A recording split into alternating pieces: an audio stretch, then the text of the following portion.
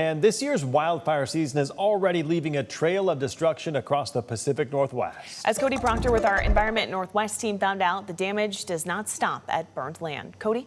Yeah, Mark and Sydney, as it turns out, wildfire smoke is also hitting one of the region's biggest industries, threatening milk production and ranchers' bottom lines. Cattle ranching is not an easy business. That's the Lewis and Clark Trail.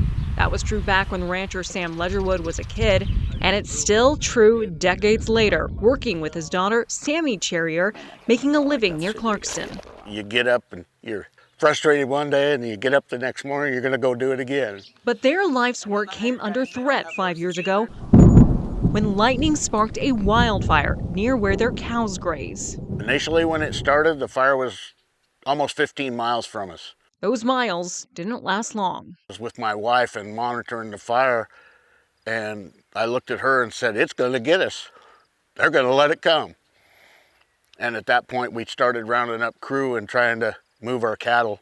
After days of fear, flames, and smoke, the family and most of their cattle came out the other side. Felt very lucky that we didn't find pockets of dead cattle like some of our contemporaries have when they've had catastrophic fires. Agriculture is a big business in the Pacific Northwest, but the same landscapes ideal for livestock are the same ones most likely to burn when a wildfire starts.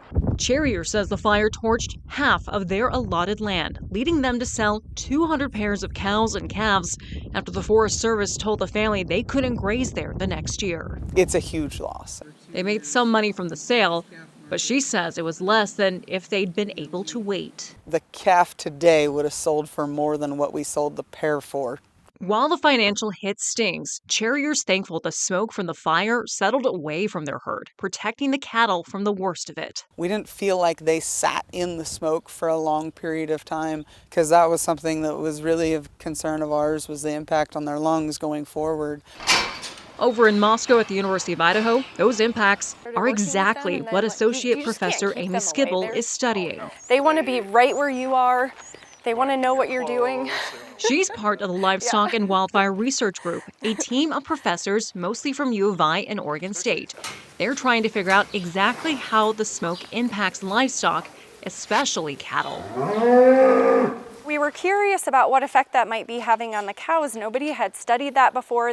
So far, her team's found wildfire smoke reduces lung function, increases pneumonia chances in calves, and can irritate their eyes and nose. The effects can persist for weeks to months after exposure. They've also consistently seen a drop in milk production. Skibble says it usually breaks down like this. For every 100 micrograms per cubic meter of small smoke particles, they see a 2.5-pound drop in milk each day, plus another week after a fire is out. And if that number were to reach, say, 300? That means that cows were losing approximately 7.5 pounds of milk per cow per day during that 7-day event and for at least 7 days after.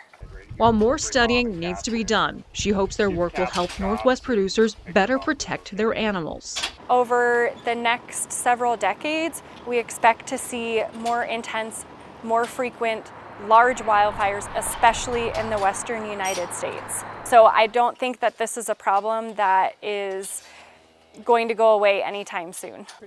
Back in Asotin County, the fire's aftermath has been tough on this family, dealing with the damage to the land and what it means for their future. And all those trees that were killed in the fire are falling. But Ledgerwood says the family is lucky they still get to live the life they love. Even with the burnt trees, I'd rather look at them than a street somewhere and looking at a computer. For Environment Northwest, I'm Cody Proctor.